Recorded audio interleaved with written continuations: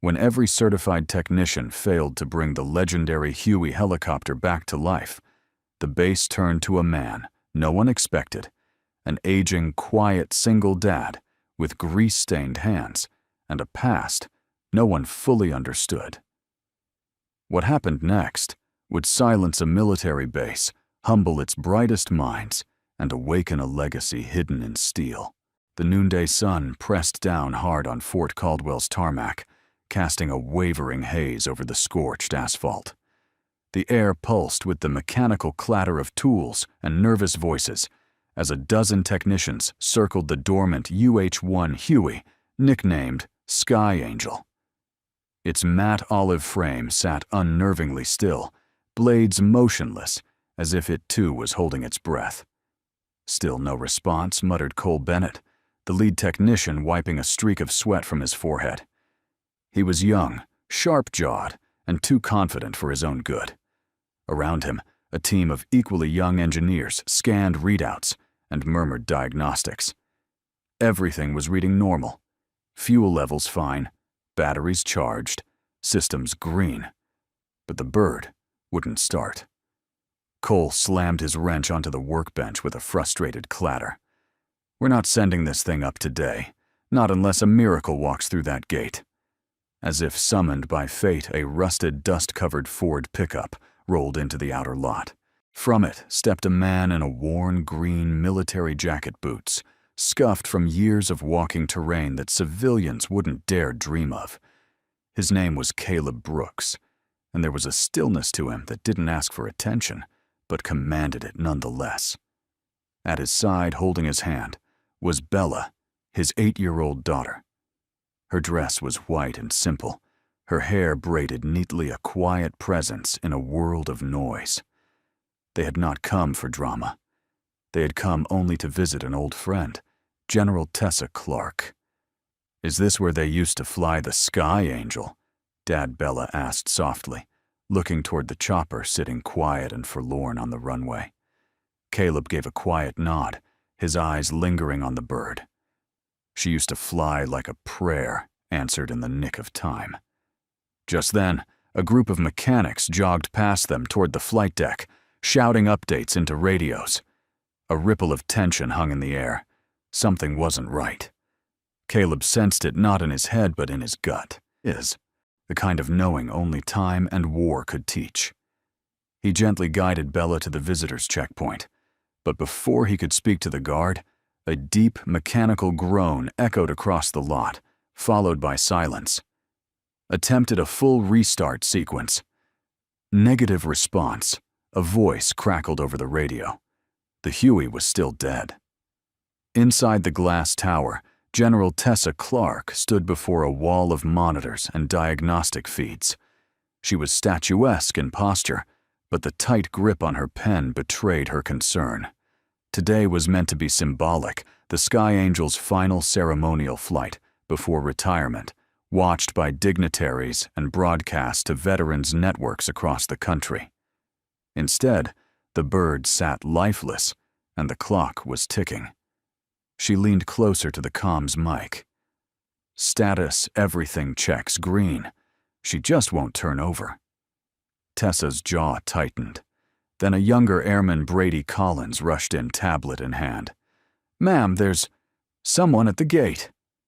Tessa didn't look up. "Then let security process them. It's Caleb Brooks," Brady said. Voice low. Her head snapped toward him. A pause filled the room, the kind that rewrites the energy of the day. "Are you sure?" she asked. "Yes, ma'am. And his daughter is with him." The pen fell from her hand. "Get him. Now. Bring him to the tarmac." At the visitor's gate, Caleb was filling out the log sheet with Bella clinging to his side, her wide brown eyes scanning the helicopters parked in the distance. That was when the young officer rushed up. Mr. Brooks Brady asked out of breath. "General Clark requests your presence. Immediately. Please follow me." Caleb exchanged a glance with Bella, then nodded once. "Let's go, kiddo," he said. As they approached the tarmac, the atmosphere changed. Technicians who had been bustling with anxiety now slowed their eyes drawn to the figure walking toward them. There was something out of place about him, not because he didn't belong, but because he did. Too much. Cole Bennett glanced up, furrowing his brow as he took in the stranger's weathered frame and the little girl clutching his hand. He muttered to Brian Turner, the on-site commanding officer. "Who's this?" "Another retired hero come to watch the show," Brian snorted. "Looks like a museum piece." Caleb said nothing. His eyes were locked on the Sky Angel. Bella's voice broke the moment's tension. "Is that the one you used to fly with?" "Dad?" Caleb nodded once. "She's changed some. But that's her." Cole stepped forward, eyes skeptical. "Can I help you, sir?" "This area is restricted to authorized personnel. I'm just here because an old friend asked," Caleb said calmly. Cole sized him up. "And your name's Caleb Brooks." Cole paused, recognition flickering behind his eyes. The name sounded familiar, like something he'd once skimmed in a footnote of a military operations manual. Before he could reply, the unmistakable sound of boots rang out. General Tessa Clark emerged from the control tower flanked by 2 aides. Her stride was strong, her uniform crisp, and her gaze locked on one man only. "Caleb," she called out. Caleb straightened instinctively.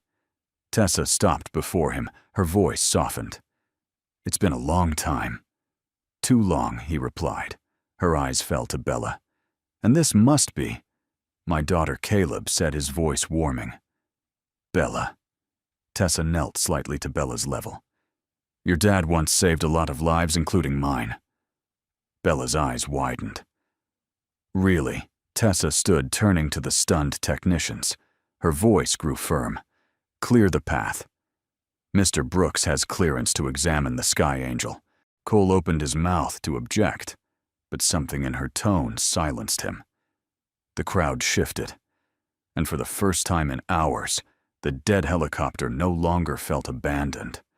It felt like it had been waiting for the man who once heard its voice in the dark skies of war. Inside the control tower, the room buzzed with frustration wrapped in urgency. Screens glowed with diagnostics that stubbornly told a story no one could explain. Everything was fine, and yet Sky Angel refused to fly. General Tessa Clark stood with her arms crossed, staring at the bird from behind the reinforced glass wall. The tips of her polished boots tapped a slow rhythm on the concrete floor, not from impatience, but calculation. Something was wrong, and it wasn't in the software. "You said the restart cycle failed 4 times, she asked, her voice calm but edged with steel. "Yes, ma'am," replied Airman Brady Collins, adjusting his earpiece. "Lieutenant Turner said all primary and secondary systems read green. Fuel, hydraulics, even the starter relay. They ran every protocol in the manual. And she just sits there." Brady nodded, dead quiet. Tessa's gaze didn't waver. Birds like her don't stay grounded without a reason. She's not just a machine. She's got memory. Soul. Brady hesitated, unsure how to respond. "Get me Lieutenant Turner on comms." Brady clicked his mic. "Lieutenant Turner, General Clark is on already here," a voice interrupted. Tessa turned as Brian Turner entered, helmet tucked under his arm face, flushed with the heat and pressure of the day. "We've checked every subsystem 3 times, he said before she could speak. "I have Cole and 6 engineers on standby, and we're 25 minutes behind schedule." 25 minutes late on a ceremonial flight won't kill anyone," Lieutenant Tessa replied coolly. "But a rushed decision might." Turner shifted, not liking the implication. "Ma'am, with respect, we don't have time to chase ghosts. The press crew is here. Drones are already in the air for coverage. If we don't get that bird moving soon, I'll take full responsibility for the delay," Tessa said. "And I'm making a field call." Turner frowned. "What kind of call?" Her eyes narrowed slightly. "An old one." She turned to Brady. "You said Caleb Brooks is here?" Brady straightened. "Yes, ma'am. He arrived about 10 minutes ago. He's with his daughter." Turner blinked. "Wait, That Caleb Brooks, the engine whisperer from the 42nd Airborne. The same. He hasn't served in years. Tessa's voice lowered. And yet when I flew through monsoon fire over Kunar and my rotor shaft cracked midair, it wasn't a protocol that saved us. It was a field modification Caleb made with a piece of truck cable and chewing gum. That's documented, she snapped, and buried because he never cared about credit. Turner looked away, jaw clenched. With respect, ma'am, we have trained specialists, certified by the FAA and the DOD. We don't need a ghost from the past tinkering on a ceremonial craft. Tessa took a single step toward him, her metals catching the overhead light. We don't need him, Lieutenant, she said, calm as a winter lake. But she might. She nodded toward the Huey below. It sat like a monument, solid, silent, and waiting. Back on the tarmac, Caleb stood a few paces from Sky Angel arms at his sides. He wasn't in a rush to touch her. Not yet. She hasn't changed much, he said, his voice more breath than sound. Dad. Bella tugged at his sleeve. Why is everyone looking at you like that? Caleb glanced down.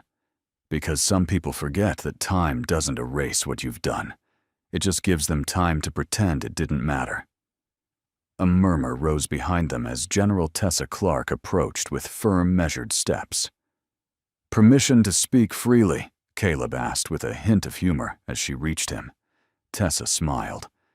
Only if you promise not to embarrass me in front of my own men. I'll try, Caleb said, shaking her hand with the grip of someone who still remembered what it meant to hold the line. Tessa turned to Bella. You've grown up beautiful. You've got your father's quiet fire in your eyes. Bella beamed, unsure what to say. She'd only seen pictures of the general, never imagined meeting her like this. I need your help, Caleb, Tessa said, voice dropping low.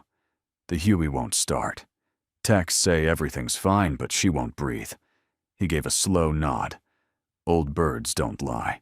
They shut down when they're misunderstood. You think you can wake her? I can try, but I'll need access. Real access. And no interruptions. Tessa didn't hesitate. Done. She spun on her heel. Lieutenant Turner, Mr. Brooks, has full field access. No one questions his presence. No one interferes. Turner's jaw dropped. Ma'am, this is highly irregular. It's an order, Lieutenant. One I'll stamp in triplicate later if you need the paperwork. Cole Bennett stood off to the side, arms crossed, watching the exchange with mounting irritation. He stepped forward, directing his voice toward Caleb. Let me guess, you're going to talk to it. Feel the vibration of its aura. Some of the techs chuckled. Caleb turned to him completely unfazed. I don't talk to birds, he said. I listen. And with that, he approached the Huey. Tessa moved to stand beside Bella, arms loosely folded. He's not just some war story. You know, she said gently. I know, Bella replied without looking up. He's my dad. Tessa smiled. From a distance, they watched as Caleb slowly walked around Sky Angel, his boots quiet on the tarmac. He didn't reach for tools. He didn't touch her yet. He circled her the way a doctor does, a patient in deep sleep, listening to her silence. He stopped beside the main intake valve, ran a finger across the housing, then dropped to one knee and glanced under the belly of the craft. Cole scoffed. He's guessing. No, Tessa said quietly, her eyes never leaving Caleb. He's remembering. In the control tower, Brady turned back to the general's chair, now empty. Turner stood beside him, muttering under his breath. This is absurd, Turner said. We've got certified diagnostics and modern systems. That guy's a ghost. What can he possibly see that we haven't? Brady's still young enough to believe in legends, answered quietly. Maybe something we stopped looking for. The sun dipped slightly, casting long shadows across the Fort Caldwell tarmac, as Caleb Brooks moved toward Sky Angel with the quiet reverence of a man revisiting an old battlefield. Every motion was deliberate, every breath measured. He wasn't rushing. He was remembering. His daughter Bella followed a step behind her small hand, wrapped around the hem of his old green jacket. She didn't understand the mechanics, but she understood her father. The way his shoulders shifted, the way he slowed when approaching the bird. It was the same look he gave her when she scraped her knee, calm, focused, capable. But not everyone watching shared that reverence. "Hold it right there!" barked a sharp voice from the side. Caleb looked up as Cole Bennett's sleeves rolled, tool belt bouncing with each step crossed in front of him. The technician's expression wasn't angry, it was condescending. "This area is for certified personnel." Only Cole said, arms crossed. "Not visitors." Caleb stopped without a word. Bella tightened her grip on his sleeve. Cole continued, gesturing to the small group of engineers gathered around the workbench. "We've got a protocol here, mister. FAA regulations. This isn't a museum, and that bird's not your war trophy." "I'm not here for the past," Caleb replied calmly. "I'm here because the present asked." "Present?" Cole scoffed. "What, you got a call from destiny?" "Look, I don't care who vouched for you, but you're not just going to walk in and play cowboy with a military aircraft." At that moment, Lieutenant Brian Turner arrived, drawn by the rising tension. "What's going on here?" he asked. Tone clipped. Cole motioned to Caleb. "General Clark authorized him, but he's trying to step into an active maintenance zone without clearance. It's not safe, and it's not smart." Turner narrowed his eyes at Caleb. "You're the one from the 42nd. The so-called rotor whisperer, Caleb gave a curt nod. "I flew with her. I fixed her. I bled with her crew. I know Sky Angel's voice." Turner waved the statement off like a fly. "That was decades ago." "We're not in the jungle anymore, Grandpa. This is a modern base with modern protocols. I can't have you messing with equipment and putting lives at risk. I'm not here to mess with anything," Caleb said evenly. "I'm here to help." Cole smirked. "With what, an oil can and a good story." The group behind him laughed, the sharp, youthful kind of laughter that's meant to remind you where the power sits. But Bella, small and defiant, stepped in front of her father. Her voice, soft but steady, cut through the noise. "My dad can fix it." The laughter stopped. Cole raised an eyebrow. "Oh, really? That? So?" She nodded. "He fixed the bus engine when it caught fire, and our generator during the blackout, and the neighbor's truck that no one else could fix." Caleb placed a hand gently on her shoulder. "Bella." She looked up at him, eyes full of something far older than her years. "I believe you can help her," she said, voice trembling. "You always do." Cole glanced between them, a little discomfort finally showing in his posture. He muttered something under his breath and turned away. Turner sighed, pinching the bridge of his nose.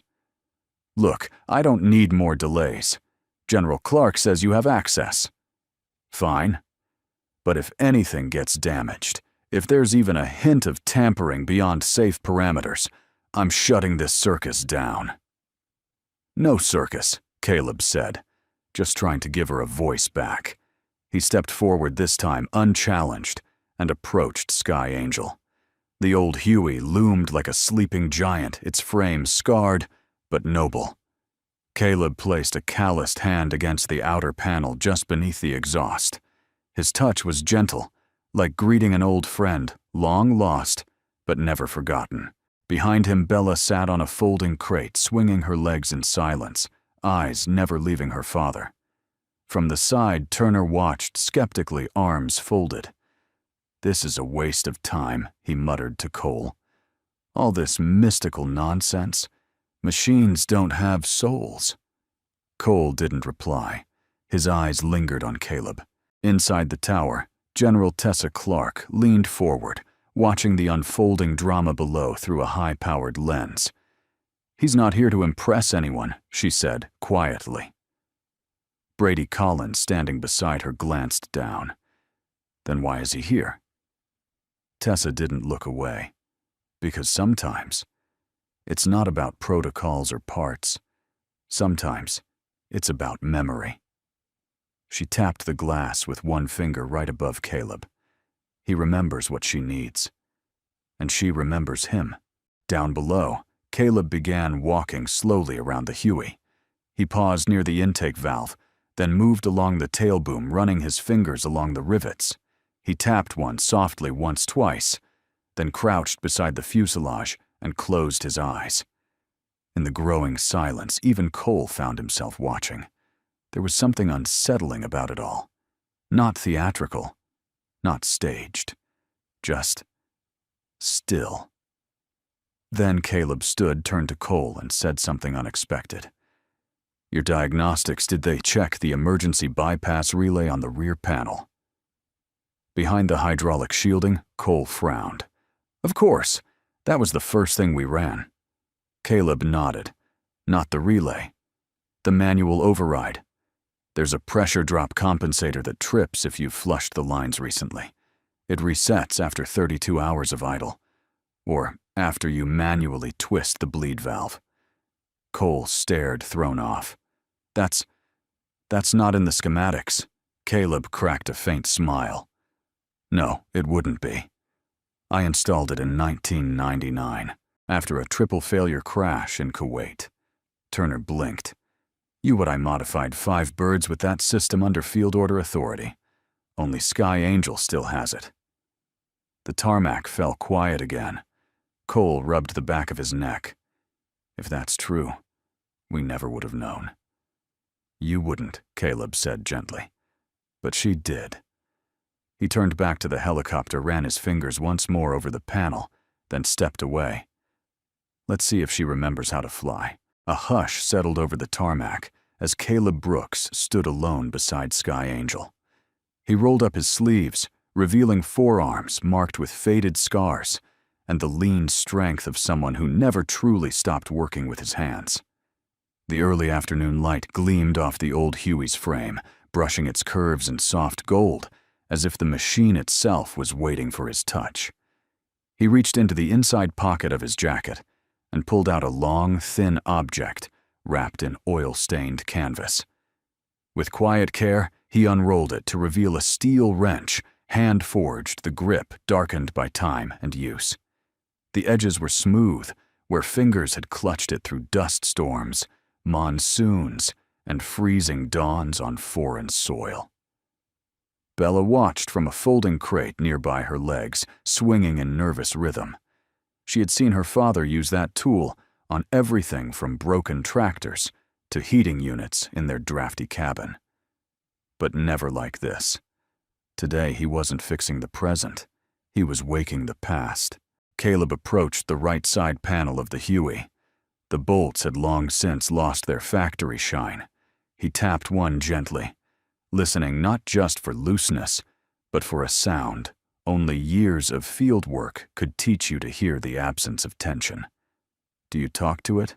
Bella asked, her voice small but sincere. He didn't look away from the panel. "No. But sometimes, if you listen long enough, the quiet talks back." He reached into a crevice between the fuel intake and electrical housing, unscrewed a small plate barely visible beneath the main flight console, and exposed a valve so tucked away it looked like it wasn't supposed to be there. Because it wasn't officially. From behind the caution tape, Cole Bennett narrowed his eyes. "That's not in the blueprint." "It wouldn't be," Caleb replied, adjusting the bleed valve with precise turns. "Was field installed. After Kandahar, when we lost 2 birds to hydraulic vapor lock and didn't have the luxury of paperwork." He tightened the last bolt and stepped back as if exhaling a memory. But inside his mind, the memory hadn't left. It never really did. Suddenly, the warm Texas sunlight of Fort Caldwell gave way to the searing desert wind of Iraq, and Caleb was there again. Flashback. The rotor above him screamed against incoming fire blades, catching sand like thunder. Caleb crouched beneath the Huey, his right leg soaked in blood from shrapnel, both hands working desperately beneath the console. Fuel lines clipped, someone screamed over the comms. We're sitting ducks."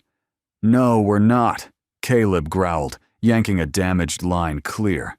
He held up the makeshift wrench, the same one in his hands now, and jammed it into the coupling with a brutal twist. "Override's not in the damn books," he shouted to the pilot. "But I built her to survive this." The Huey groaned, then hummed, then ignition.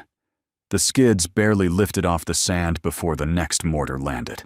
Back in the present, Caleb's eyes refocused. His breath steadied. He stood brushing off his knees as though wiping away the desert. He was no longer young, but he hadn't forgotten a thing. And neither had Sky Angel.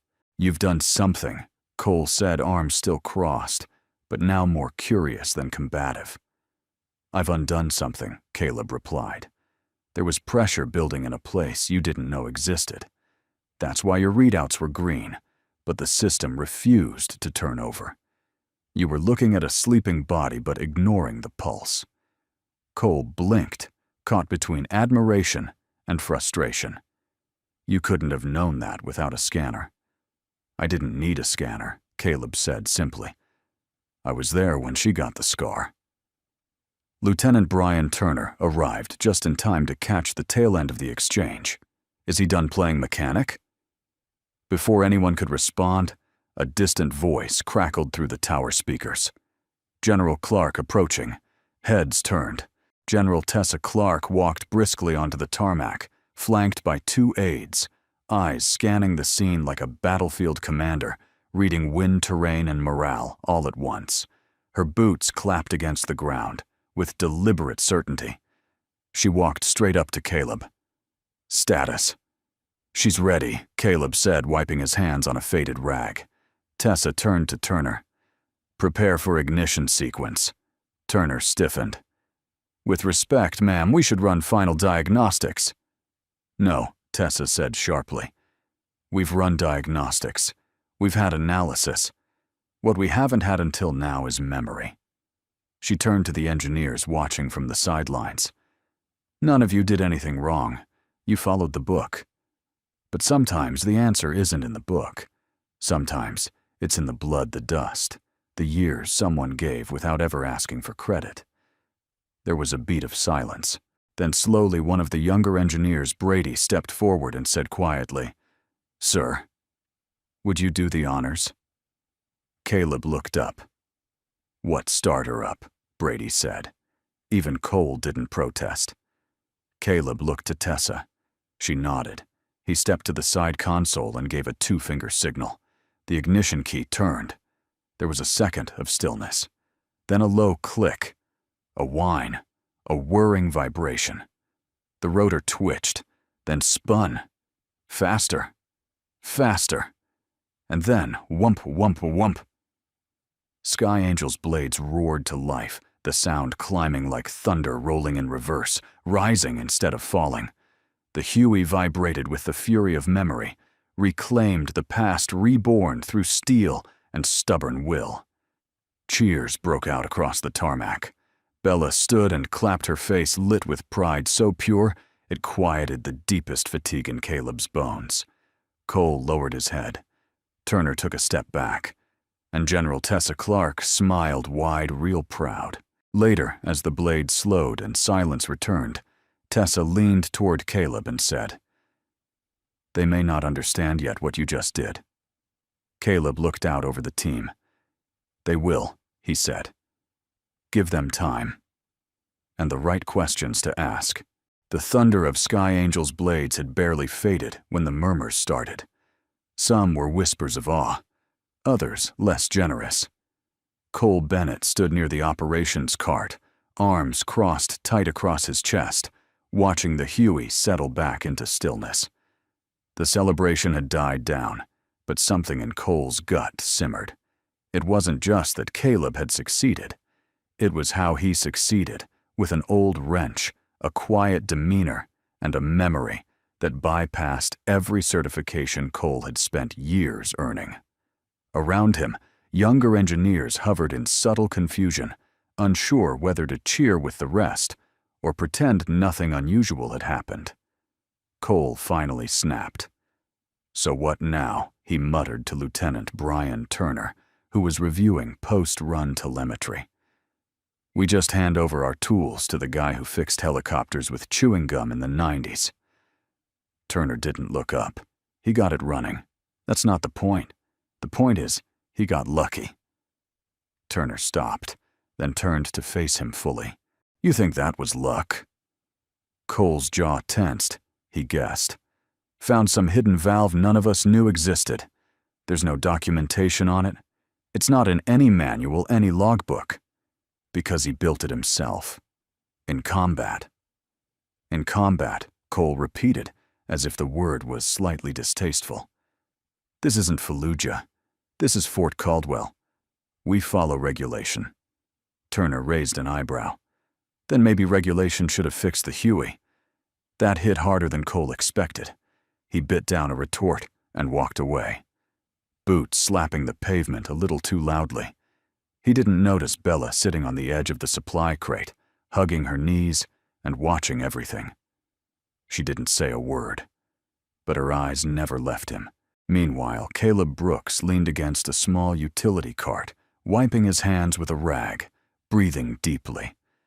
There was a faint tremor in his fingers, not from age, but from release. Adrenaline was cruel like that. It gave you the strength when you needed it, and the shakes when you didn't. General Tessa Clark approached with 2 cups of black coffee steam rising in gentle curls. "I figured you'd still take it straight," she said. He smiled. Some things never change. They stood in silence for a moment, the kind only old comrades share where nothing needs explaining. "She's still got spirit," Caleb said, nodding toward Sky Angel. Tessa sipped her coffee. "So do you," he chuckled. "Yeah, well, the landing gear's a little stiffer these days." From a few feet away, Bella skipped up, taking her father's free hand. "Did you really make part of that helicopter?" she asked, eyes wide. Caleb nodded. "Just something small. Back when she needed it." "She still needed it," Bella said softly. Then added, "You're like a secret superhero." Caleb smiled but said nothing. Back near the workshop benches, Cole pulled off his gloves and slammed them onto the table. Several technicians turned. 1 or 2 glanced away, unsure how to process the moment. Brady Collins, the young airman who had initially spotted Caleb's arrival, finally spoke. "You know what he did. It was kind of amazing." Cole turned sharply. "You're impressed by that? Yeah," Brady said, shrugging. "I mean, we all followed protocol and it still didn't work. Then he walks in and..." "He walked in and humiliated our entire team." "No, he didn't," Brady replied. "He honored the machine. That's what you always tell us, right? Respect the machine. Listen to it." "Isn't that what he did?" Cole was silent, but something in his posture cracked, a hairline fracture in his pride, because Brady wasn't wrong. And that stung more than anything else. Later that afternoon, the sun stretched long over the horizon, staining the runway in gold and amber. Caleb sat on the bench outside the maintenance hangar, a bottle of water in one hand, the old wrench lying across his knee like a relic. He wasn't waiting for anything, just breathing. Cole approached slowly, hands in his pockets. For a moment, he didn't speak. Then, "You ever think maybe machines don't belong to us?" he asked. Caleb looked up a little surprised. "Sometimes, yeah. I think they belong to time, and to those who understand them, not just use them." Cole nodded slowly. "I didn't get it. Before today." There was a pause. "Your hands," Cole said. "They're steady. Still. But it's like, when you touch that panel, you weren't checking for function. You were listening for something. I was," Caleb said simply. Cole kicked at a pebble with his boot. "When I started here, I thought I had to prove I was smarter than the guys who came before me. Faster. More precise.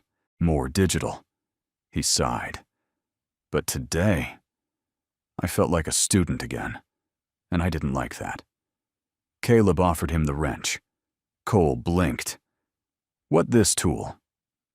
Caleb said. "It's been in jungle storms, mountain crashes, and hangars filled with ghosts. I've used it on birds that were bleeding out mid-flight. Not because it's special, but because I knew where and how to use it." He looked Cole in the eye. "I'd rather hand it to someone who's willing to learn than someone who thinks he already knows." Cole hesitated, then took the wrench with both hands. It was heavier than he expected. From the tower window, Tessa watched the exchange, a soft smile touching her lips. "They're not so different," Brady said beside her. "No," Tessa agreed. "Just different chapters in the same book." She turned away from the glass and murmured to herself. "And that book just got a new author." Inside Fort Caldwell's command tower, the air had shifted. What was once a room brimming with data and detachment now held the unmistakable hum of reawakened purpose. Screens still glowed with technical readouts, but eyes were no longer locked to them. Instead, heads turned subtly ears, tuned toward the voices on the tarmac, where the old veteran had done the impossible. General Tessa Clark stood at the center, arms folded tight against her chest. She wasn't smiling. Not yet. Her satisfaction never showed in moments, it lived in outcomes. And this day's outcome was far from over. Behind her, Airman Brady Collins hesitated, gripping a clipboard, uncertainty warring with duty on his young face. Tessa didn't turn. "Speak, Airman." Brady cleared his throat. "Permission to report, ma'am." "You already started," she said without moving. He stepped forward, pulse in his ears. "Ma'am, there's tension down on the ground. With the technicians, especially between Lieutenant Turner and Mr. Brooks." "Go on." Turner's questioning the decision to allow Mr. Brooks access to the aircraft. And Cole Bennett. Well, I don't think he's taking the outcome well. Tessa finally turned to face him, her sharp gray eyes softened just a degree. "Tell me what you think, Brady." "Not the regulation. The man." He blinked. "I think Mr. Brooks did more than fix that bird. I think he reminded everyone why we fly her." Tessa nodded just once. Then she turned to the comms panel and pressed a switch. Out on the tarmac, Lieutenant Brian Turner was pacing like a man whose own confidence had turned traitor. He barked short orders to no one in particular, not realizing how many people were choosing not to respond. Cole Bennett stood a few feet away, wrench in hand, his earlier hostility subdued by something quieter reflection. Caleb Brooks stood at the edge of the runway, with Bella both watching the Huey settle into peaceful silence. He wasn't seeking praise. He'd already gotten what he needed, her hum, her trust, her breath. Then the tower speakers crackled to life. "This is General Tessa Clark." Everyone froze. "All maintenance operations are to halt immediately." Turner's head snapped toward the control tower. I repeat, the voice continued calm, but absolute. "Cease all mechanical activity and stand by for new orders. Caleb Brooks is to be granted unrestricted access to the Sky Angel, effective immediately." A collective silence fell. No one moved. The words had landed like a flare in a field of dry grass. Then she added, "This is not a suggestion. This is a directive. And I'm on my way down to enforce it personally." The elevator doors at the base of the control tower slid open. General Clark stepped out unhurried, the sound of her boots echoing with the certainty of someone who didn't raise her voice unless the earth needed to listen. Brady trailed 2 steps behind her, trying to match her pace. As they emerged onto the tarmac, conversations dissolved. Every eye shifted. Even Turner stopped mid-word. Tessa marched straight toward him. "Lieutenant Turner," she said, her tone surgical. "Were my orders unclear?" He snapped to attention. "No, ma'am. But no but. Just answer." He swallowed. "They were clear, ma'am. And yet you questioned them." "I had concerns about protocol." Tessa took 1 step closer, her voice dropping to a murmur meant to cut cleaner than any shout. Protocol is the compass, but judgment is the map. You don't leave a man like Caleb Brooks in the parking lot while the helicopter he built sits dying on your watch. Turner said nothing. Tessa turned from him and addressed the group technicians, officers, engineers alike. You all want to understand leadership, she said, her voice now carrying with quiet power. It's not just about who has the clipboard or the badge. Leadership is knowing when to make the call no one else dares to. She turned toward Caleb. And 20 years ago, in a jungle that's never been marked on a civilian map, that man made the call that saved my life. And more than a dozen others. Murmurs rippled through the crew. Cole looked up, startled. Tessa continued. He didn't do it for a medal. He never even put it on record. He did it because that's who he is. And because Sky Angel was more than a helicopter, she was a promise. And when the systems failed, he didn't panic. He listened. She stepped closer to the bird and ran her hand along its side. What most of you don't know, she said more softly, is that Caleb made modifications to 5 Hueys under emergency combat orders. Field designs born from real fire, not classrooms. Most of those changes were undocumented, and most of the birds didn't make it back. She turned fully, now facing the team. This one did, because of him. And with that, she saluted Caleb, not casually, not ceremonially, but fully, shoulders squared, hand to brow, eyes locked. The kind of salute a 4-star general gives to a man she owes her life to. Caleb hesitated, then returned it slowly. A few feet away, Bella stood up straighter, her chest rising with pride so large it barely fit in her small frame. Cole stepped forward, wrench still in hand. I didn't know, he said, voice quiet.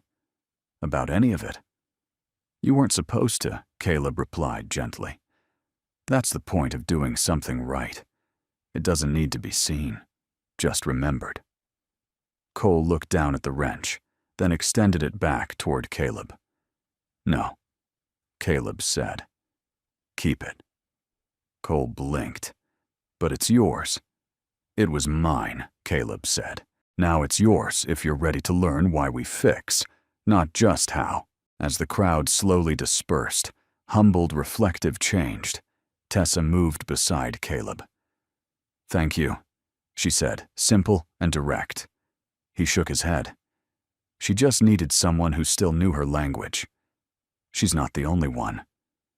Caleb glanced down at Bella, who had moved to his side, and slipped her small hand into his.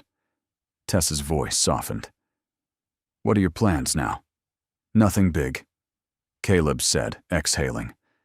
Just coffee, maybe a quiet bench somewhere. You may want to hold off on that, she said with a knowing grin. There's something else coming. And I have a feeling it's going to need you. He raised an eyebrow. Another machine. She shook her head. A program. A legacy. And it starts with someone like you. The sun hovered low over Fort Caldwell, draping everything in golden light. The kind of light that softened harsh metal edges and made even battle-worn helicopters look like statues built to last forever. But the real transformation wasn't in the light. It was in the eyes of the men and women now watching Caleb Brooks. He stood beside Sky Angel, hands resting calmly at his sides, not seeking applause, not asking for a single word. His work was done, and it had spoken louder than anything he might have said.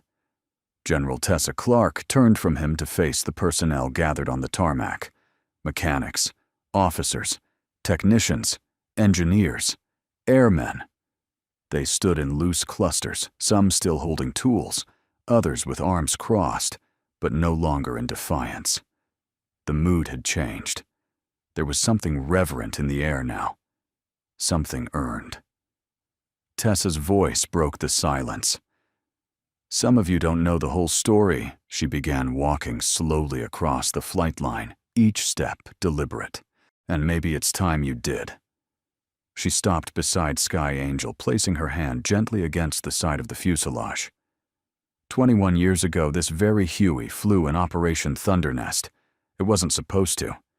She was declared unfit after 2 weeks in country.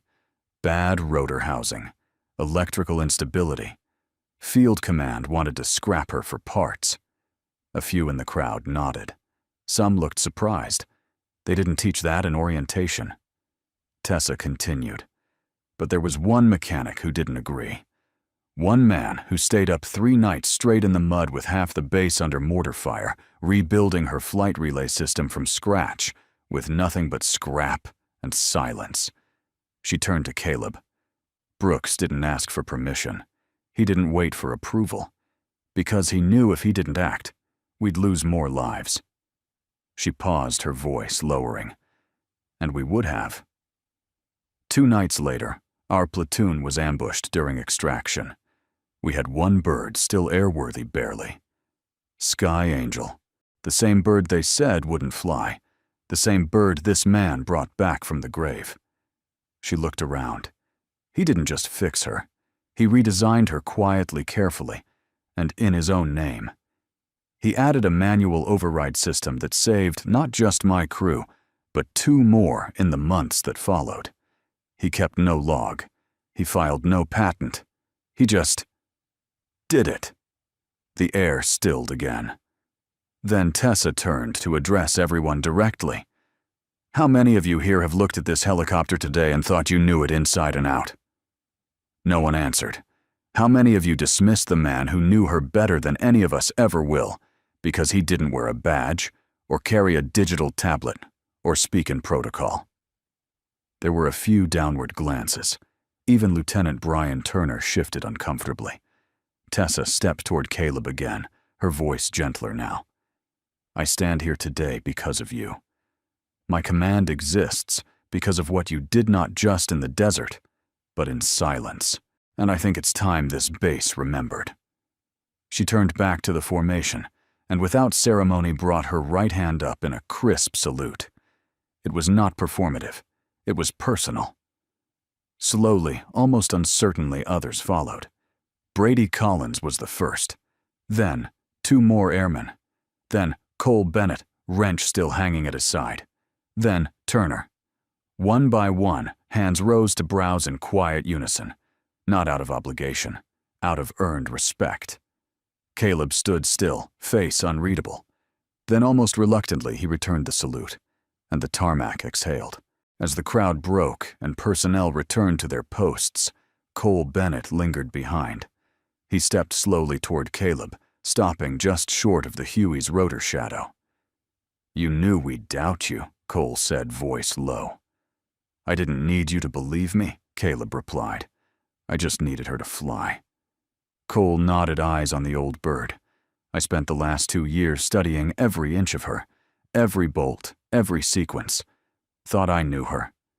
You knew the schematics, Caleb said gently. But you didn't know her scars. Cole looked down. I was wrong, he said. About you. About all of it. Caleb reached out and rested a hand on his shoulder, not to correct him, but to steady him. You weren't wrong to trust your training, he said. But don't let pride keep you from learning from the unrecorded. There was no accusation in his tone, just wisdom. Later that evening, Tessa invited Caleb and Bella into her office overlooking the airfield. The sun was now just a copper halo on the horizon. The room was quiet, decorated with minimal military flair, only 1 photo on the desk, a younger Tessa wind-whipped and smiling standing beside Sky Angel. Caleb stood next to her in the frame, holding the very same wrench. Bella ran her fingers over the photo's edge. You both look different. Tessa smiled. Time has its way. Caleb sat across from her, hands folded. You said earlier, there was something coming.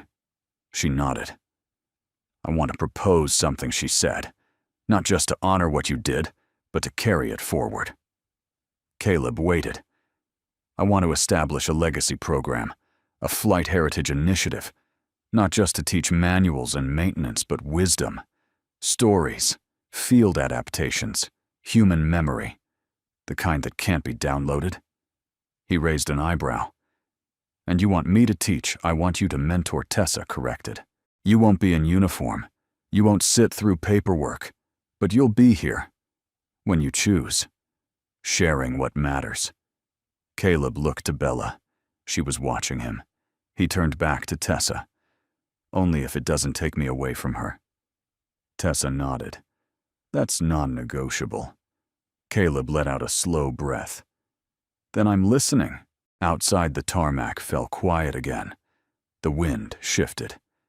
And in that silence, Sky Angel stood gleaming in the twilight, not as a machine, but as a witness to something rare. Respect earned, not through rank, not through power, but through silent legacy. The next morning brought a soft, overcast sky to Fort Caldwell. A pale gray blanket had settled over the base, quieting the usual thrum of early activity. Everything felt slower, more deliberate. But inside Hangar B4, the tension simmered again, this time, not from doubt, but from curiosity. For the first time in years, the entire technical staff was voluntarily early. They weren't gathered for inspection. They weren't awaiting orders. They were waiting for Caleb Brooks. He arrived not with fanfare, but in his usual quiet way. Green jacket still faded at the elbows, his old steel wrench tucked into the loop of his belt, like a veteran's saber. Bella trotted beside him, holding 2 cups of vending machine cocoa. She handed one to her father, then gave a shy wave to the engineers, who just days ago wouldn't have glanced her way. Today, they waved back. Morning, Mr. Brooks, Brady Collins greeted, stepping forward. The crew's ready. Not Mr. Brooks, Caleb said with a half smile. Just Caleb. He set down his cocoa, looked around the circle of eager but hesitant faces. Cole Bennett stood at the edge, his arms loose at his sides, no longer folded, no longer defensive. Caleb nodded toward Sky Angel, now inside the hangar, her skin buffed clean, her rotor arms still. Before we start, he said, I want to show you something most manuals won't mention. Something built not for speed or shine, but survival. The group leaned in. Caleb reached into his jacket pocket and pulled out a small strip of cloth, folded tight and stained with oil. Carefully, he unwrapped it to reveal a brass key, no bigger than a house key, but oddly shaped with 3 teeth on one side and a notched hook on the other. Cole furrowed his brow. That's not a standard tool. No, Caleb said. It isn't. This, he held the key between thumb and forefinger, is what we used to call the Lazarus tooth. Brady raised an eyebrow. As in, bringing something back from the dead, Caleb nodded. Field nickname. She was only issued to 5 people, made from melted shell casings in a forward outpost workshop in 2004. This key unlocks a hidden panel I personally installed beneath the emergency fuel cutoff in Sky Angel and 4 other Hueys. Wait, Cole said slowly. There's another panel. A contingency system. Think of it like a backup of a backup. But it's not just mechanical, it's symbolic.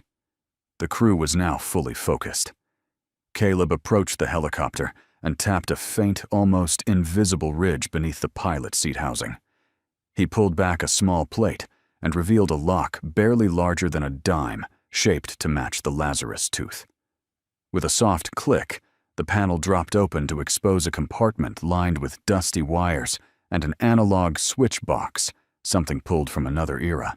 This, Caleb said, was meant for one thing: when every digital safety failed, when the power died, when all else went dark, this let you bypass everything and reroute fuel pressure manually for 3 minutes, just long enough to land. Brady whistled low. 3 minutes is the difference between a landing and a crash. Or a funeral, Caleb replied. Cole stepped closer, studying the panel. Why wasn't this ever documented? Because it wasn't sanctioned, Caleb said plainly. We weren't supposed to improvise. But out there, if you didn't, people died. He looked up, meeting their eyes. That's the difference between knowledge and wisdom. Knowledge follows rules. Wisdom knows when the rules no longer serve the moment. The hangar was utterly silent. Then Brady stepped forward. "Could you teach us how to install one?" Caleb smiled. "You really want to learn?" Brady nodded. "From you?" "Yeah, I do." Caleb looked to Cole. Cole gave a short, solid nod. "So do I." And just like that, the line between generations began to blur. As the hands-on session began, Bella found herself watching quietly from the corner. She didn't understand all the parts, or the language bleed valves, pressure couplings, bypass igniters, but she understood something else. They were no longer looking down at her father. They were looking up to him. That afternoon, she pulled up a stool beside Tessa Clark's office window and stared out at the hangar from a distance. Tessa sat behind her desk, signing off on new training protocol approvals, but she noticed the look in Bella's eyes, an expression full of wonder and a hint of worry. "What are you thinking?" Tessa asked gently. Bella hesitated. "I've never seen him like this."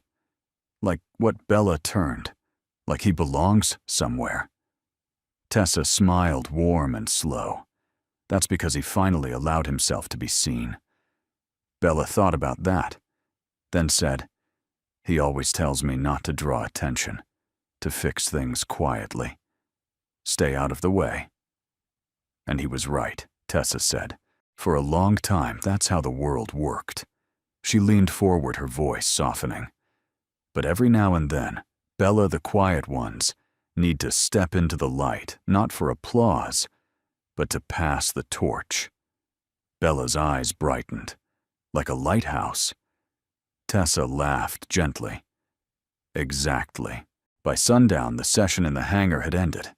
The younger engineers were dusty, oil-smudged, and exhausted, but smiling. Even Turner, now reluctantly curious, had dropped by for a few minutes to observe. Caleb closed the Lazarus panel and locked it again with the brass key. He returned it to its cloth wrap and slid it into Bella's coat pocket when no one was looking. She blinked up at him.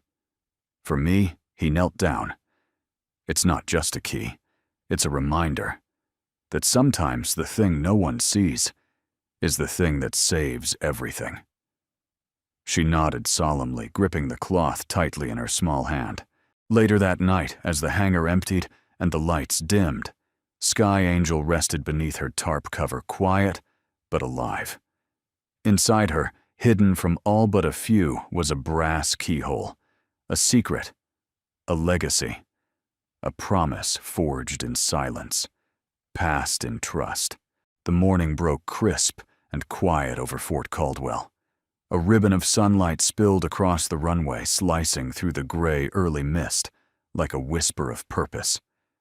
The base, normally a chorus of early machinery and marching cadence, held a curious silence, but not for long. Inside Hangar B4, a historic moment was quietly unfolding. Technicians, airmen, and a few curious officers gathered at a respectful distance as Caleb Brooks finished his final walk-around of Sky Angel. His hands brushed along her side like a musician tuning an old violin. Every panel had been checked, every bolt retorqued by hands that didn't rush. The Lazarus panel remained locked, untouched since the day before. Today she wouldn't just start. Today she would fly. Bella stood beside him holding his jacket as he worked in his plain gray t-shirt. The sun caught the faint Marine Corps tattoo inked on his right shoulder, a relic of youth now blurred, but proud. She stayed quiet, watching the way her father moved, focused, calm, without waste. "Is she ready?" she whispered. He looked at her and smiled. She was always ready. She just needed someone to remember how to ask. Behind them, Cole Bennett and Brady Collins double-checked their own diagnostics, no longer out of distrust, but to learn, eager to see how experience and instinct might play alongside modern protocol. From across the tarmac, the thrum of military boots signaled the arrival of General Tessa Clark. Dressed in her full-dress uniform, Stars gleaming against her shoulders, she approached the hangar with a presence that turned heads. She paused at the entrance, taking in the sight of the Huey, gleaming under the hangar lights, no longer an artifact, but a creature reborn. "Are we go?" she asked. Caleb nodded. "She's got something left in her." Tessa looked toward the awaiting flight crew who had gathered with reverence, usually reserved for retirements or burials. "We're not just running an engine test today," she said clearly. "We're witnessing a restoration, not just of a bird, but of belief." She turned to the crowd. "This will be Sky Angel's final ceremonial flight.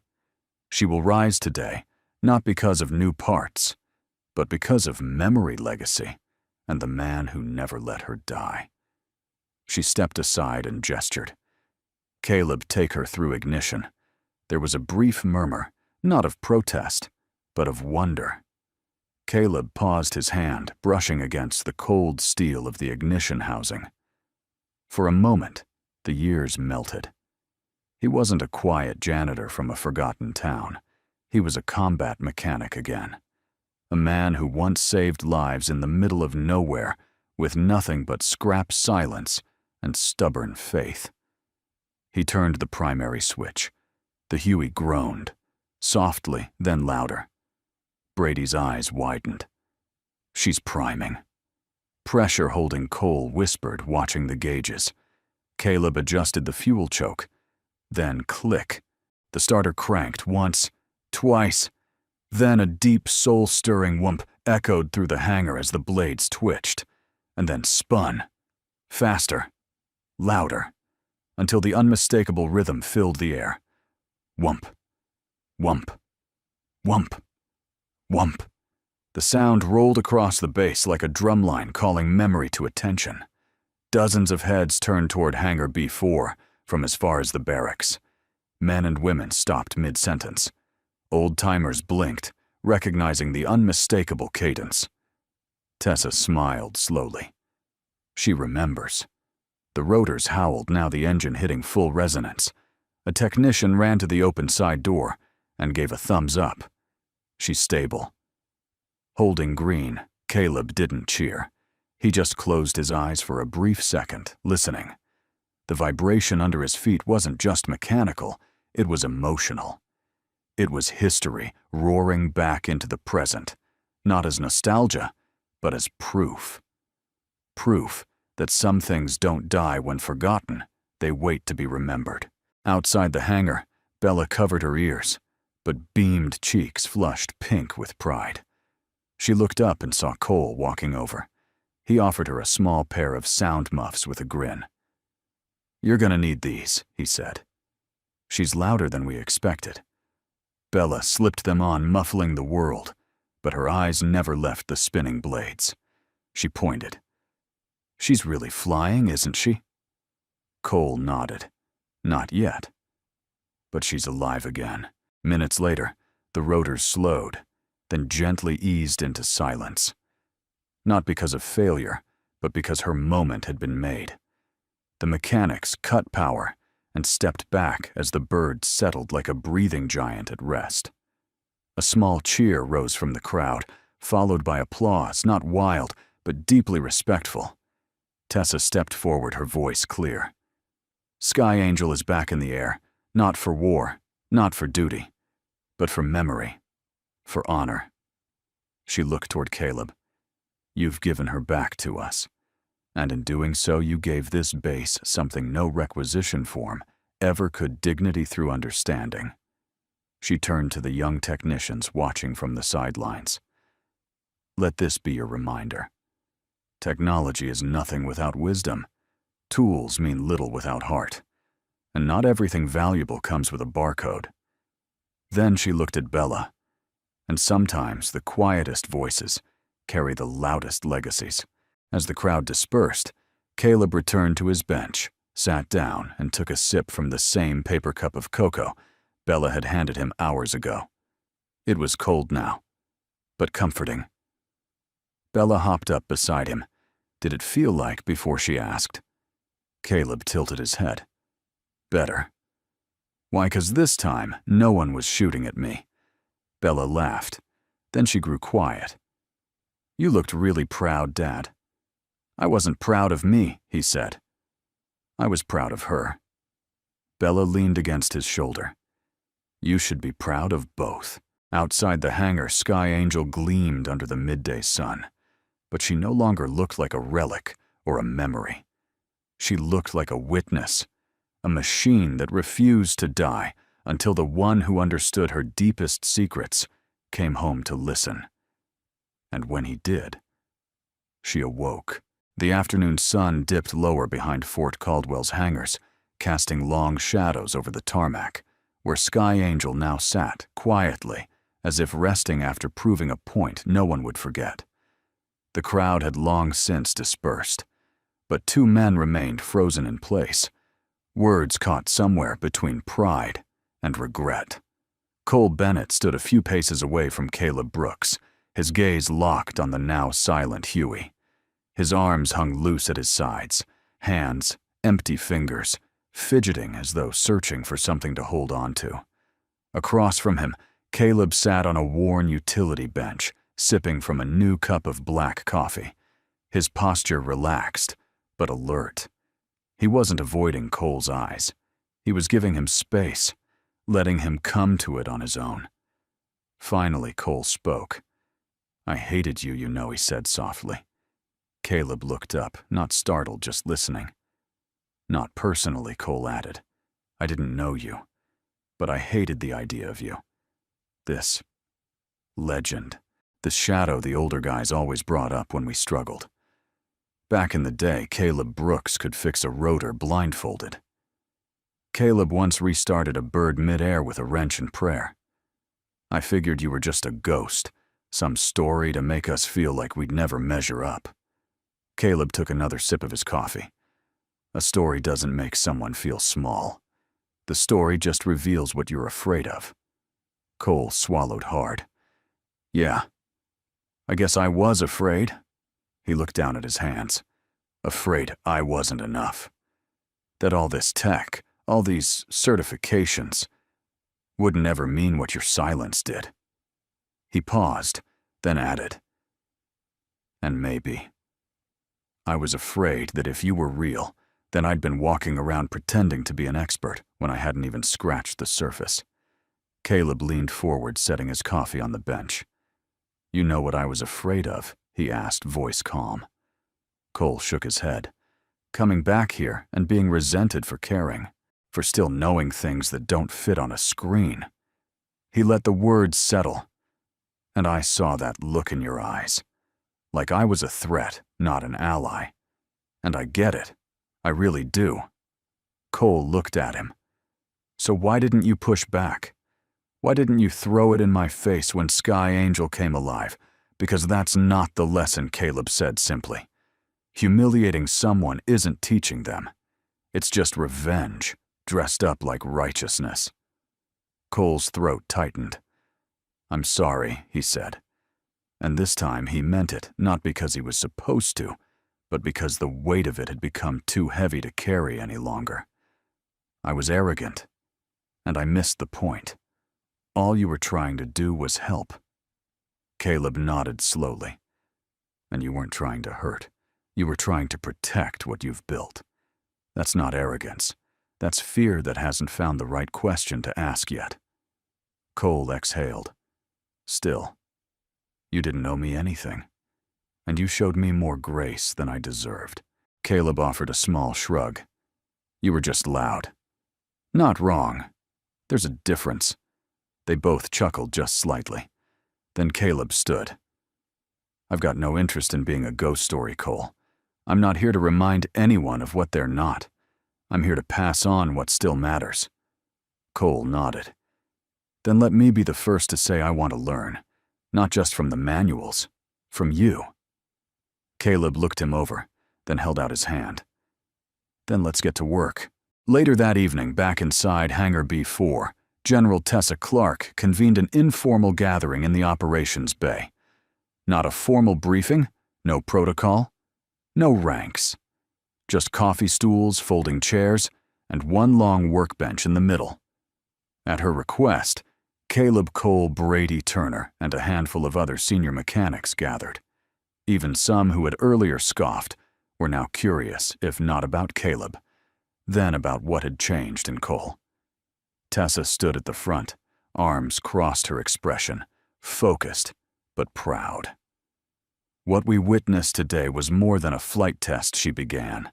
It was a cultural shift. She nodded toward Caleb, who leaned against a storage locker, hands in his jacket pockets. Because of him, Sky Angel didn't just fly again. She reminded this base of something we've forgotten, wisdom without ego. She turned to Cole. And because of this man's humility, we get to take the next step. Cole stood slowly, then stepped forward. We've been talking, he said, gesturing toward Caleb, and we'd like to propose something. Tessa raised an eyebrow. Let's hear it. Cole nodded. A legacy module, part of technician training. Not just machinery, but mentorship. Field improvisation. Combat-tested logic. The stuff that doesn't come from textbooks, but from lives lived around bolts and blades. Tessa smiled. And who do you propose as the first mentor? Cole looked to Caleb. He already is. The room nodded quietly, respectfully. Caleb looked to Bella sitting in the corner with cocoa in her lap and paint smudges on her fingers from a drawing she'd been making while the adults talked. She looked up and smiled at him. That was all the answer he needed. After the meeting, as the hangar lights dimmed and the last group dispersed, Caleb stepped outside to find Brian Turner waiting. The lieutenant looked uneasy, like a man unsure whether to salute or apologize. I owe you something, Turner said.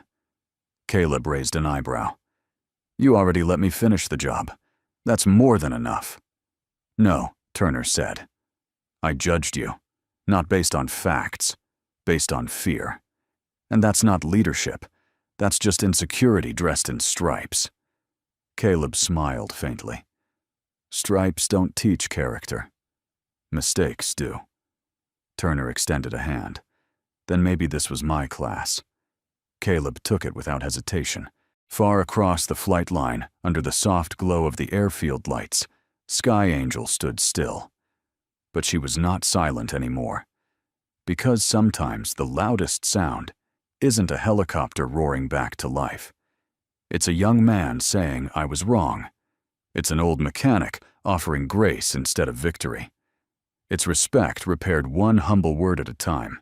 The following week brought a rare stillness to Fort Caldwell, not the kind bred from inaction, but the kind that comes just before something meaningful takes root. Inside a modest classroom carved from the old East Wing maintenance bay, folding chairs were being arranged in uneven rows. The whiteboard still bore faded traces of past training sessions, diagrams of turbines and rotor mechanics, half erased the ghosts of lectures long forgotten. But today, something different was about to begin. At the front of the room stood General Tessa Clark, arms crossed, surveying the space like a farmer inspecting a new plot of earth. Beside her was Cole Bennett, clipboard in hand, face focused. And off to the side, wiping dust from a decades-old projector, was Caleb Brooks, wearing his usual green field jacket, and the calm of a man who wasn't here for attention, but for purpose. Not the fanciest start, Tessa muttered. Caleb shrugged. Legacy doesn't need polish, just people who care. Cole chuckled. We'll upgrade the chairs once we prove we're not wasting time. Tessa turned to them both. You're not. You're planting something here, and I intend to water it. Just then the door creaked open, and a group of 6 young airmen and women filtered in, fresh faces, nervous, energy-crisp uniforms. Among them was Brady Collins, smiling with restrained excitement. They filed in quietly, unsure what to expect. Caleb stepped forward, not behind a podium, not holding a syllabus. Just standing. Present. Welcome, he said. Voice even but steady. This isn't a class about what you already know. It's about what keeps you awake when the manual ends and the world doesn't care. He looked around the room. We're going to talk about the stories. No one tells the fixes that don't have blueprints, the decisions made when there's no time, and the lives hanging on your ability to feel the heartbeat of a machine. One of the younger recruits raised a tentative hand. Sir, are we really going to work on Sky Angel? Caleb smiled. No. Sky Angel already taught her lesson. Now it's your turn to figure out what you're going to build that lasts. Across base, the hangar had been repurposed for this quiet revolution. One corner was sectioned off for legacy builds, retired parts, brought back to life like a museum where everything still functioned. Another corner now held a corkboard, full of handwritten stories, maintenance logs written in field tents, personal notes passed between mechanics, sketches of on-the-fly modifications that once saved missions. And in the center of it all sat the wrench, Caleb's wrench, encased in glass. Next to it a plaque engraved with just 3 words, "Listen before fixing." That evening Caleb sat on the back steps of the hangar, sipping coffee from a tin cup that had outlived most of the vehicles he'd ever worked on. Bella was beside him, her sketchbook in her lap. She was drawing Sky Angel again, this time with wings. Real ones. Outstretched like a bird caught in mid-flight surrounded by stars. She looks different when you draw her, he said. She feels different, Bella replied, not looking up. She's not just a helicopter. She's a story. And I don't want anyone to forget her. Caleb looked toward the hangar.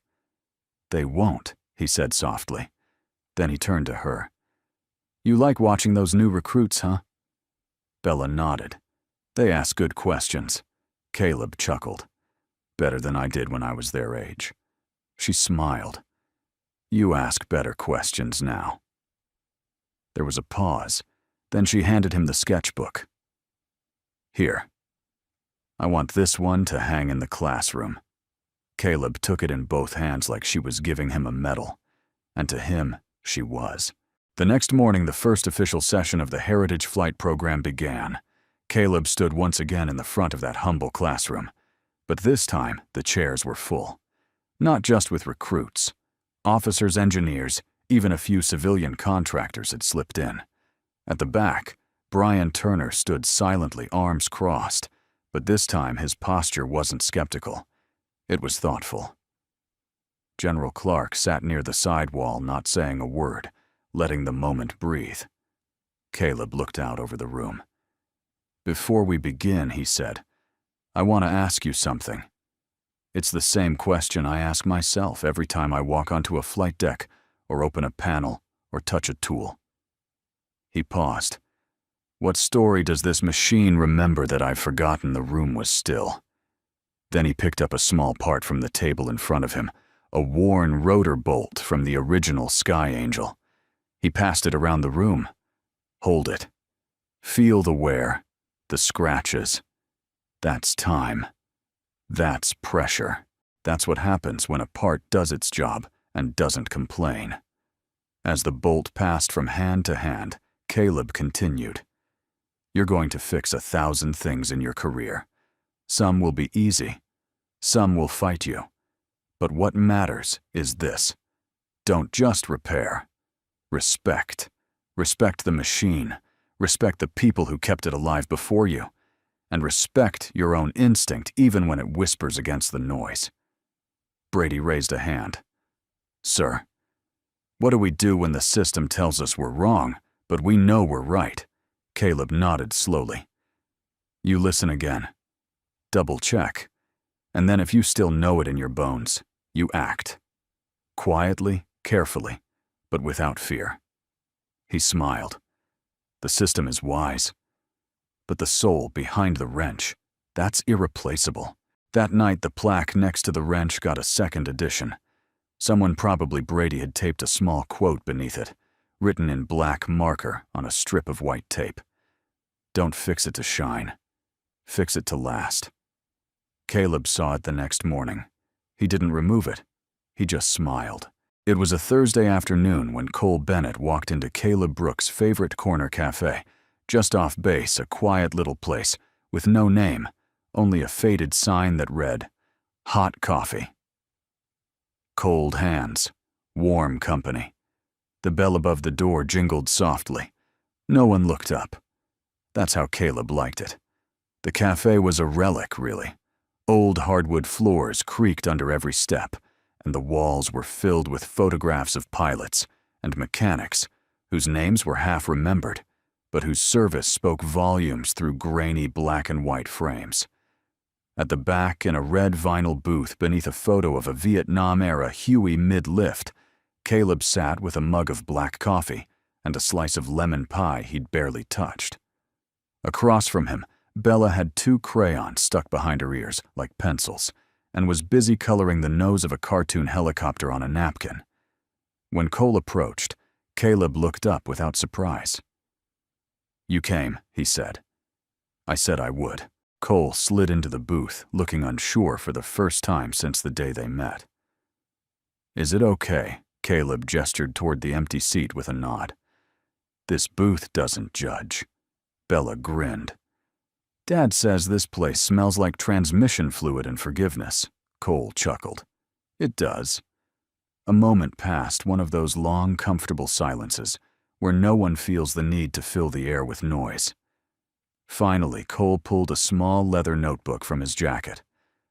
"I've been keeping notes," he said. Caleb raised an eyebrow. "About your methods, your stories, the way you hear things no one else hears." He flipped open the book and tapped a page. "I even wrote down the way you knocked on that panel under Sky Angel's fuel intake. It's a 3-beat rhythm, right? Almost like Morse code." Caleb smiled. "Close. It's how I listen for fatigue lines without sonar. Machines will talk if you stop trying to impress them and just knock politely." Cole nodded his gaze, thoughtful. "I used to think you were lucky," he admitted. "Or stubborn. But now I think you're just patient. And the machines respect that." Caleb leaned back, cradling his mug. "Patience isn't about waiting. It's about staying with something long enough to understand what it's really saying." He looked up. "It's true for people, too." Cole looked down at his hands. "I've been impatient most of my career." Caleb sipped his coffee. "And yet here you are." "Listening." Bella nudged a napkin toward Cole. It had a cartoon Huey drawn in purple crayon, with a smiling wrench taped to its side. "This is for you," she said proudly. "I named it Fixie." Cole blinked, taken off guard. "You drew this for me," she nodded. "You're learning to listen now. Dad says that's what makes someone ready." Cole carefully folded the napkin and tucked it into his notebook. "I'll keep it," he said. "Maybe it'll remind me not to be the loudest guy in the hangar." 15 minutes later, the cafe door opened again. Brian Turner walked in dressed in plain clothes, but still carrying himself like a man used to giving orders. He glanced around, spotted them, and paused, almost like he was considering turning back. But Bella waved him over.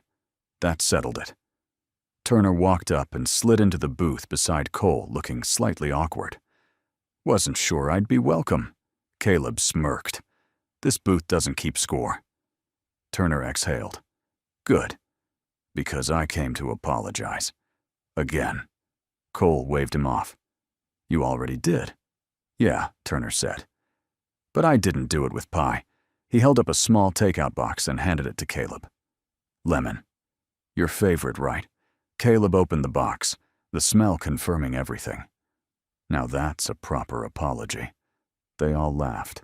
And just like that, 3 men who had once stood on different sides of respect, pride and silence, were now sharing pie in a quiet cafe with a crayon drawing between them and a little girl, reminding them that legacies didn't have to be loud. As the conversation deepened, stories swapped, laughter shared. Bella excused herself and wandered to the wall of photographs. She looked up at the fading images of pilots and engineers and mechanics frozen in time. Men and women who had once kept the skies alive with grease on their hands and fire in their hearts. She wondered what kind of photo would hang there next. Maybe of her dad. Maybe of Cole. Maybe even one of her holding a wrench twice her size. She smiled and went back to the table. Later, as dusk fell and the shadows stretched across the floor, Caleb and Bella stood outside the cafe watching Turner, and Cole walked toward the lot, laughing about something they couldn't quite hear. Bella looked up. "Are they your friends now?" Caleb nodded. "I think they always were. They just didn't know it yet." She reached into her coat pocket and pulled out the Lazarus tooth key he had given her days earlier. "Should I keep this?" she asked. He looked at the key. At her. At the setting sun behind her curls. "You should hold it," he said gently, "until it belongs to someone else who needs it more." Bella tilted her head. Like a baton, Caleb grinned. Exactly like a baton. They stood there a moment longer, the wind picking up just enough to rustle the leaves along the sidewalk. Then they turned and walked home, step by step, shoulder to hip. A quiet pair, but leaving behind a table, a conversation, and a memory that would ripple far beyond a cup of coffee and a piece of pie. The morning sun rose slowly over Fort Caldwell, gilding the tall chain-link fences and weather-worn barracks with a soft golden light. A hush swept over the base, not the silence of sleep, but the reverence of anticipation. On the hill just beyond the southern airstrip, a modest crowd had gathered, officers, engineers, old-timers, new recruits. No cameras, no press. Just people who had heard about the Huey that refused to die, and the man who listened when no one else could. At the edge of the grassy slope stood Caleb Brooks, his weathered green field jacket unzipped in the breeze, hands resting loosely on his belt buckle. Bella stood beside him, wearing a white sundress and holding a paper pinwheel that spun every time the wind caught it. They looked out across the airfield together, toward the hangar now bathed in morning light. And from within that hangar came the now familiar hum. Sky Angel. Alive. Ready. The final ceremonial flight was moments away. Caleb's fingers twitched slightly as he listened. Not because of nerves, but because every part of him was remembering. The sound of the rotors winding up. The rhythm of the engine syncing with the heartbeat of the ground. The slight whine before lift. He could feel her even from here. Bella looked up at him. "Are you flying with her today?" Caleb smiled down at her, that rare, thoughtful smile that always meant more than the words to follow. "No," he said gently. "Not this time. But you fixed her. I helped her remember who she was. That's different than flying. Flying today is for the next chapter." Bella nodded slowly, as if trying to understand something both beautiful and sad. A voice came over the small loudspeaker set up near the hilltop. "Final systems check complete. All green for ceremonial lift." Then a pause. "Sky Angel is ready." The crowd shifted slightly, heads turned, hearts swelled.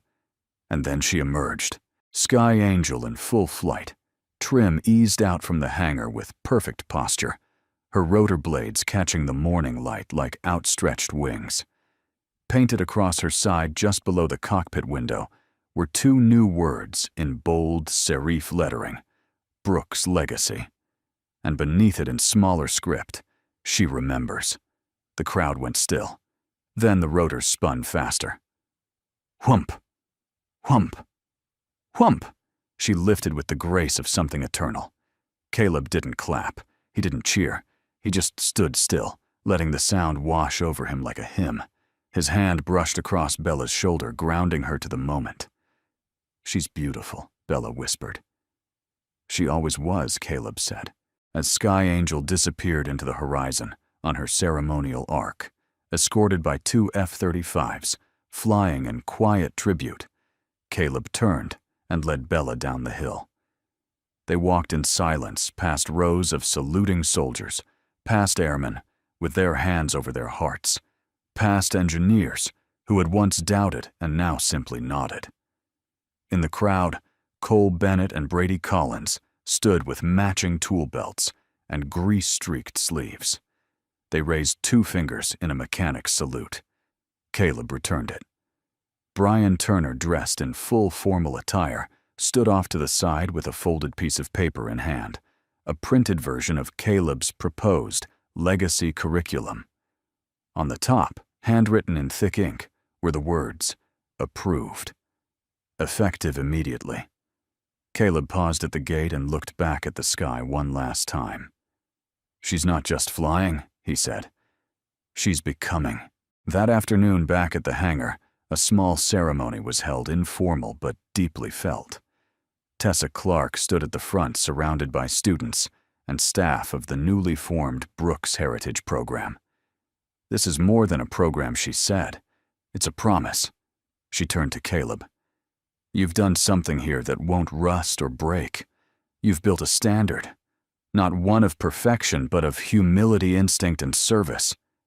She held out a plaque. Caleb didn't want it, but Bella stepped forward and took it in both hands, her small fingers gripping the weight of something much bigger than metal. She read the inscription aloud. "For the mechanic who listened first. For the legacy that won't be forgotten. For the daughter who watched it all."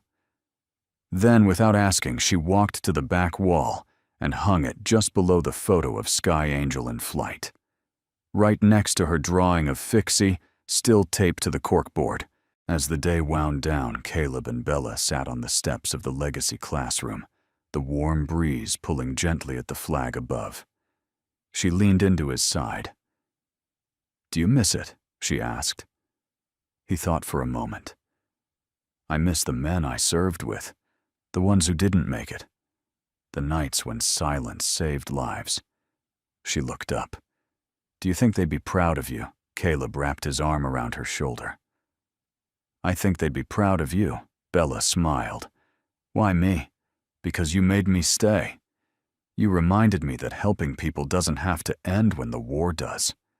She tilted her head. "Will you always fix things?" Caleb looked across the field. "Maybe not with my hands," he said. "But I'll always be listening." That night, long after the base lights dimmed and the quiet settled over the airstrip, Sky Angel returned from her final flight.